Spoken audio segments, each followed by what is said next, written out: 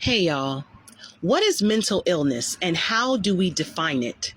When I look up mental illness online, it states some contributing factors are genes and family history, life experiences such as stress or a history of abuse, or chemical imbalances in the brain.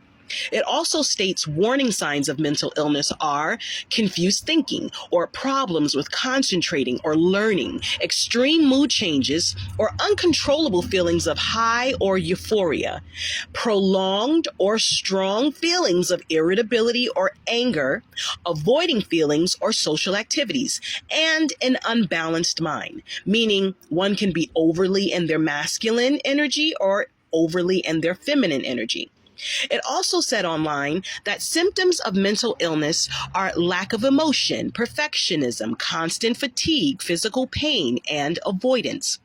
It's funny how we're so quick to write off people who are free thinkers and speak their minds, yet we never stop to ask the question, what kind of stress or abuse have they endured which is making them speak their mind?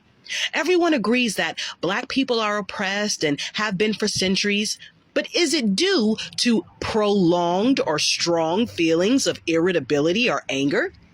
And why? Where does such irritability and anger come from? Those that continue to oppress Black people, would you say that there's a lack of emotion and avoidance to acknowledge Black people's pain? If so, it would seem that these same qualities fall under the mental illness category.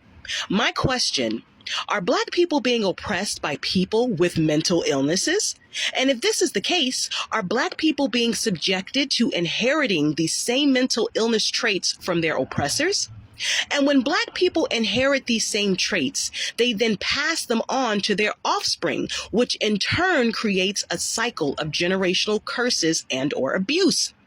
Sometimes people get triggered when free thinkers dig deep into the ground and start knocking on the root of a problem. Kind of like a pain in your mouth, and the only way to get rid of the pain is to get to the root of the tooth. Extract the root and do away with the pain, right? In this picture, y'all, a man desecrates on his ex-wife's grave, whom he divorced over 40 years ago. What kind of mental illness do you think this is? Sounds like the prolonged or strong feelings of irritability or anger coupled with a lack of emotions category to me. But what do you guys think his problem is?